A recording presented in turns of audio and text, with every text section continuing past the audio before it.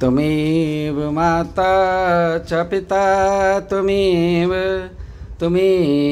बन्धुश्च सखा त्वमेव विद्या द्रविणं त्वमेव सर्वं मम देव। भगवान श्री कृष्ण की इस वंदना के साथ आप सभी का Awasthi's Ayurveda anatomy yoga and spirituality channel पर स्वागत है। और आज हम लोग चर्चा करेंगे गीता के दूसरे अध्याय की, क्योंकि हम गीता को कवर कर रहे हैं। गीता के सारे अध्यायों पे चर्चा होगी और जो उसमें मुख्य बिंदु हैं उनके ऊपर ज़्यादा डिटेल में चर्चा होगी, जिन पे ज़्यादातर बच्चों को जो है JRF में नेट को क्वालिफाई करने में प्रश्न आते रहते हैं, परीक्षा में भी आते रहते हैं और समाज की समस्याओं को हल करने में भी आते हैं। तो उनके ऊपर हम लोग ज़्यादा चर्चा कर रहे हैं। और हमारे बीच में गुरुवर प्रोफेसर भगवत शरण शुक्ल जी हैं, तो आप सभी इस चैनल को प्लीज़ सब्सक्राइब करें और जो है बेल आइकन को दबाएं और अपने मित्रों के साथ शेयर करें। तो कल जो है हम लोगों ने जो 3 दिन में इधर काम किया है वो ये था कि अर्जुन विषाद योग जो पहला अध्याय था, तो उस पर हम लोगों ने चर्चा की थी। और उस पहले अध्याय में क्या क्या आया है आज मैं समराइज्ड वे में आपको बता दूं कि 1 से 11 जो श्लोक हैं उसमें जो है उन्होंने बताया है कि दोनों सेनाओं के प्रधान सूरवीरों की गणना और उनके सामर्थ्य का कथन है।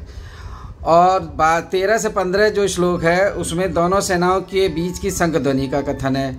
और 20 से 27 का जो श्लोक है उनका जो अर्थ आ रहा है उसमें अर्जुन के जो है का सेना का निरीक्षण का प्रसंग है। और उसके बाद 28 से 47 तक मोह से व्याप्त हुए अर्जुन की कायरता का और स्नेह और शोक युक्त वचनों का उल्लेख है। और जो है यही इसमें उल्लेख है। तो अर्जुन को जो विषाद रोग हुआ उसके मुख्य लक्षण थे और उसी के ऊपर हमने जो है गुरुजी ने पूरा एक लेक्चर दिया था। और दूसरी जो इम्पॉर्टेंट बात हुई थी कि जो उसको कायरता हुई थी या जो वो युद्ध से विरत होना चाह रहा था, तो उसमें उसने अनेक प्रकार के जो है अपने लॉजिक दिए, उसने अपने तर्क दिए। लॉजिक का मतलब तर्क, और कि मैं इसलिए युद्ध नहीं करूँगा, इसलिए युद्ध नहीं करूँगा, उसकी सारी चर्चा गुरुजी ने की। और वो गुरुजी फिर से भी समराइज्ड वे में बता देंगे, जो अगर 2-4 लाइन में बताना चाहेंगे कि पहले अध्याय का मुख्य उसने को क्या उसने मूल जो है बातें बताई कि मैं युद्ध नहीं करूँगा उसके। और उसके बाद जो है हम लोग दूसरे अध्याय में सबसे लास्ट में उसने ये किया कि ये सारी अपनी बताई और उसमें से एक मुख्य बात उसने बताई थी कि वर्ण संकर पैदा होंगे। तो वर्ण संकर के ऊपर कल का हम लोग का जो है एपिसोड था, जिसमें कि आचार्य जी ने बहुत ही सुंदर तरीके से सुप्रजा, वर्णशंकर और अतुल्य गोत्री को चर्चा की। अभी अतुल्य गोत्री के ऊपर एक जो है वीडियो पड़ेगा, आज अपलोड नहीं हो पाया किसी कारण से, टेक्निकल फॉल्ट से, तो उसको हम लोग करेंगे। तो उसके बाद जो है अर्जुन रथ में पीछे जाके बैठ गया। पहले तो आगे आके बात कर रहा था भगवान कृष्ण से, फिर वो पहले अध्याय में लास्ट में जाके बैठ जाता है, हर थक हार के जैसे आदमी बैठ जाता है कि अब मैं कुछ नहीं करूँगा। उसकी ये स्टेज आ गई। और मेरा एक मानना है कि युद्ध ना कह के, क्योंकि आज के संदर्भ में जब हम देख रहे हैं तो हम वहाँ युद्ध शब्द प्रयोग ना करें, वहाँ करें कर्म, क्योंकि हर आदमी का कुछ ना कुछ कर्म है। किसी का ऑफिस की ड्यूटी है, किसी की जो है विद्यार्थी को कक्षा में पढ़ना है, तो हर एक के अपने अलग अलग कर्म हैं। तो उस युद्ध का अर्थ वो अपना कर्म ले कि ये वाला कर्म ना करने के लिए बच्चा ना पढ़ने के बहाने बना रहा है। तो ऐसे करके, और जो मतलब जो दूसरे के हैं जिनके जो कर्म हैं, तो उनको वो छोड़ करके दूसरे बहाने बना रहे कि भाई हम ये कर्म ना करना पड़े। ऐसे ऐसे लॉजिक बता रहे हैं जो कुछ तो कभी कभी बहुत अच्छे लगते हैं और ये कहना पड़ जाता है अच्छा भैया छोड़ दो तुम। तो लेकिन जो है भगवान कृष्ण ने आगे दूसरा अध्याय चालू हुआ और दूसरे अध्याय में को सांख्य योग भी कहा जाता है।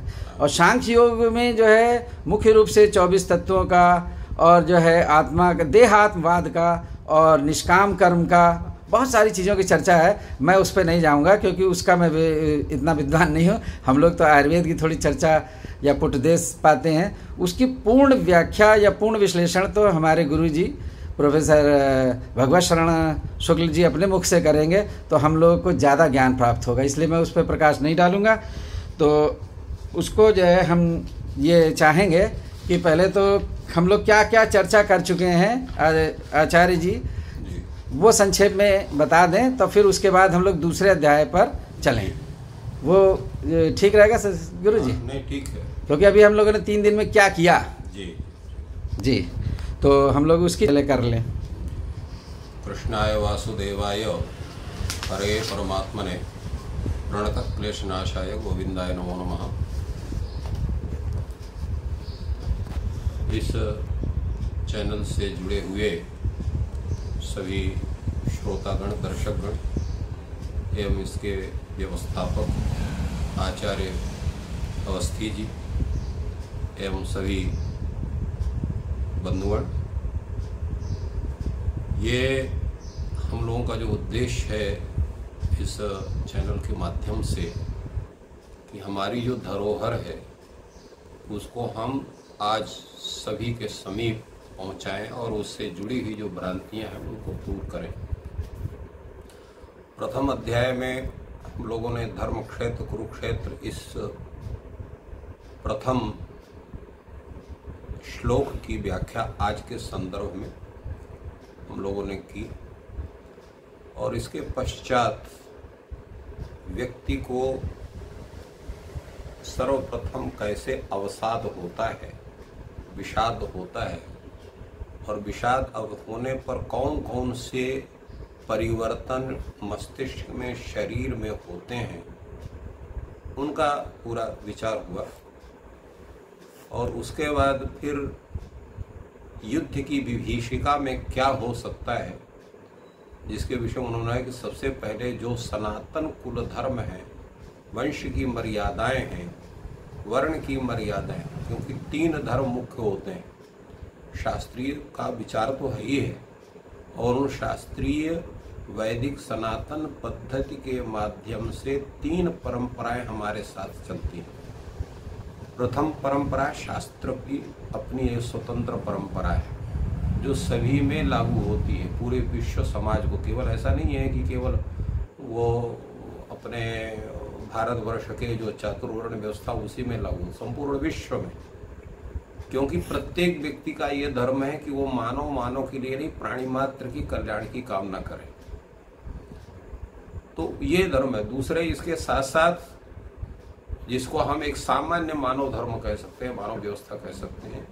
इसके बाद जो हमारी वर्ण व्यवस्था है, उस वर्ण व्यवस्था के प्रत्येक वर्ण धर्म है। वर्ण धर्म के साथ साथ फिर कुल धर्म है। तो कुल धर्म और वर्ण धर्म का संरक्षण तभी होता है जब युद्ध की विभीषिका की मार जो सामान्य जनता है उसको न झेलना पड़े। अगर वो झेलती है, या उसके जैसे बहुत से सैनिक हमारे यहाँ शहीद हो रहे हैं, उनके परिवार नष्ट हो रहे हैं। कई बार इस विषय में भी ये संकल्प उठा, ये बातें उठी कि उनके परिवार का संरक्षण हो, कभी हो भी पाता है, कभी नहीं भी हो पाता है। तो कुल धर्म जो है वो नष्ट होते हैं। कुल धर्म नष्ट होने से जो एक आचार और एक मानवीय मूल्यों का जो स्वरूप है, उसका एक संचार, उसकी व्यवस्था नष्ट होती है। और उसके नष्ट होने से व्यक्ति के जो आचार विचारहीनता, जिसको हम आजकल कह सकते हैं नास्तिकता, बढ़ती है। नास्तिकता बढ़ने से स्त्री और पुरुष का जो एक पवित्र संदर्भ है वो नष्ट होता है, इसलिए वर्ण संकर उत्पन्न होते हैं। तो इस पर चर्चा हुई थी। और इसके साथ साथ ये बताया गया कि अर्जुन को जो विषाद, अर्जुन का विषाद का मुख्य कारण होता है मोह, उस पर व्यापक चर्चा हुई। और इसके बाद अर्जुन उस मोह से ग्रस्त होकर के, यद्यपि बातें बहुत बड़ी बड़ी उसने की, इसका आगे उल्लेख भी भगवान श्री कृष्ण ने किया है। और जैसा बताया गया है कि वो कर्तव्य से विमुख होकर के और रथोपस्थ उपाविशत, वो रात के पीछे जाके बैठ गया, क्योंकि रथ में आगे होना कर्मठता का लक्षण है और पीछे होना उसके जो है अकर्मण्यता का स्वरूप है। ये उस जो ये पद्य है, ये मुक्त अर्जुना संख्य रथोपस्तुपाविशद विसृज्य ससरम चापम शोकशम विघ्न मानसा। तो रथोपस्तुपाविशद का तात्पर्य हुआ कि कर्तव्य विमूढ़ता। कर्तव्य स्वरूप क्या है? ससर चाप होकर के आगे युद्ध में प्रवृत्त होना। तात्पर्य हुआ कि अपने कर्तव्य कर्मों पूर्व पूर्ण रूप से उत्साह और धैर्य के साथ उपस्थित होना। जब कोई व्यक्ति अपने कर्म से विमुख होता है तो वो पूरे विश्व के लिए भार स्वरूप हो जाता है, केवल अपने परिवार के लिए नहीं या उस संस्था विशेष के लिए नहीं, विश्व के लिए भार स्वरूप होता है। और उसी बात को इन्होंने भगवान श्री कृष्ण ने इस प्रथम अध्याय में बतलाया कि अगर आप किसी भी प्रकार से कर्तव्यहीनता से विमुख होते हैं तो आप न केवल अपना जो है नुकसान करते हैं, अब तो राष्ट्र का भी नुकसान आपके माध्यम से होता है। गुरु जी, मैं अब ये चाहूँगा कि अर्जुन के जो विषादवाद को लेकर के भगवान श्री कृष्ण कैसे उसकी धारणा को व्यक्त कराया विषाद की, और फिर कैसे उसका उत्तर दिया, तो इस पर चर्चा कुछ करें। भगवान श्री कृष्ण एक वैद्य के रूप में भी है। वहाँ पर वैद्य का पहला मुख्य कार्य होता है कि उस बीमारी को वो जाने की वस्तुतः इसको बीमारी है क्या, कौन सा रोग इसको है। तो रोग का ज्ञान होना अत्यंत आवश्यक है। तो रोग का ज्ञान भी दो तरीके से चिकित्सक करते हैं, एक तो उनसे पूछ के करते हैं, दूसरे अपने यंत्रों या नाड़ी देख के करते हैं। तो भगवान श्री कृष्ण ने कहा है कि इसको, ये तो बहुत बड़ा पंडित अपने को समझ रहा है, तो पहले इसके पांडित्य को पहले इसको दबाना चाहिए। इसलिए वो कहते हैं कि तस्त्वा कश्मल मिदम विषमे समुपसितम अनार्यम अजुष्टम अस्वर्ग्यम अकीर्ति कर्म अर्जुन। तुम जो बोल रहे हो ये तुम्हारा ये कश्मल, उन्होंने कश्मल शब्द का व्याख्या की। कश्मल का तात्पर्य क्या होता है? कश्मल का मतलब होता है कि ये एक प्रकार का कलंक। जैसे आप किसी कर्म से जब विमुख होते हैं तो आपका कलंक है। मुख्य कलंक क्या होता है? आपके मस्तिष्क का दूषित होना। मस्तिष्क दूषित किससे होगा? मोह से। तो यहाँ पर कश्मल शब्द का अर्थ मोह। कैसे आपको कश्मल हुआ? ये मोह कहाँ से उपस्थित हुआ? क्यों? क्योंकि इस मोह से कोई लाभ नहीं है। ये कैसा है? ये अनार्य, अर्थात श्रेष्ठ लोगों के द्वारा इसका आचरण नहीं किया जाता है और तुम अपने को श्रेष्ठ मानते हो और जो है अनार्यों जैसे वार्ता कर रहे हो। तो अनार्य जुष्ट, जुष्ट माने अनार्यों के द्वारा अर्थात दुष्टों के द्वारा, मूर्खों के द्वारा सेवित है। ये अच्छे लोगों के द्वारा सेवित नहीं है। अस्वर्गम, ये सोचो कि ऐसा कर्म करने से तुमको स्वर्ग होगा तो वो भी नहीं हो सकता है। और अकीर्ति कर्म, ये अनेक प्रकार के अपयश को उत्पन्न होता है। अपयश कब होता है? कर्तव्य कर्म से विमुख होना ही अपयश का प्रथम चरण है। प्रथम चरण वहीं से प्रारंभ होता है जब आप अपने कर्तव्य कर्म से आप विमुख होते हैं। और फिर इसके बाद जब उन्होंने ऐसा कहा, वो कहा कि ये तुम्हारा जो है ये नपुंसकपना है। नपुंसक का मतलब ये नहीं होता है कि आप पुत्रोत्पादन में अक्षमता ही नपुंसकता नहीं है। नपुंसकता का मुख्य स्वरूप है अपने कर्तव्य में आरूढ़ न होना, भागना, जिसको हम लोग, उसी को हम कायरता करते हैं। तो कायरता और ये क्लैब्यता एक ही चीज है, उसी को इन्होंने कहा है। और ये कब होता है? जब आपका धैर्य, आपका हृदय वो पुष्ट हो, दृढ़ हो। और यहाँ भगवान ने क्या कह रहा है? क्षुद्रम हृदय दौर्बल्यम, तुम्हारा हृदय की दुर्बलता है, तुरंत घबरा जाना। अब घबराने कई तरह से, आपके पास विपत्ति है तो भी घबरा गए, बहुत बड़ा काम आ गया तो भी घबरा गए। तो इसलिए धैर्य सबसे बड़ा जरूरी है। धैर्य, आप कहते हैं आप बहुत बड़े साहसी हैं, तो साहस कब होगा आपके अंदर? जब उस कार्य को करने का उत्साह ही आपके साहस को आगे बढ़ाता है। उत्साह न रहे आप कुछ नहीं कर सकते। तो क्षुद्र हृदय दौर्बल्यम, जो तुम्हारा बढ़ा गया है तो इसको तुम छोड़ो और कर्तव्य कर्म में आरूढ़ हो। तो ये जब आप किसी को ललकारिएगा तो अपनी व्यथा वो खुल के कह देता है। जैसे अभी डॉक्टर अगर किसी को कहे कि यार तुम्हारा तो ऐसे ऐसे लग रहा है, तो वो तुरंत बोलना चालू कर रहा है कि हमको भूख भी नहीं लग रही है, हमको नींद भी नहीं आ रही है, हमको दिल में घबराहट होती है, ये होता वो होता है, तो डॉक्टर तुरंत पकड़ लेता है कि भाई हाँ इसको ये रोग है।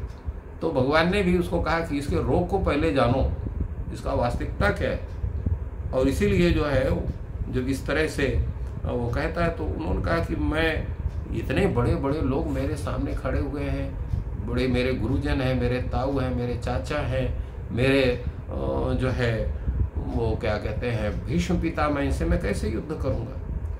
और इसकी अपेक्षा तो है कि मैं इनसे युद्ध करूं और राज करूं।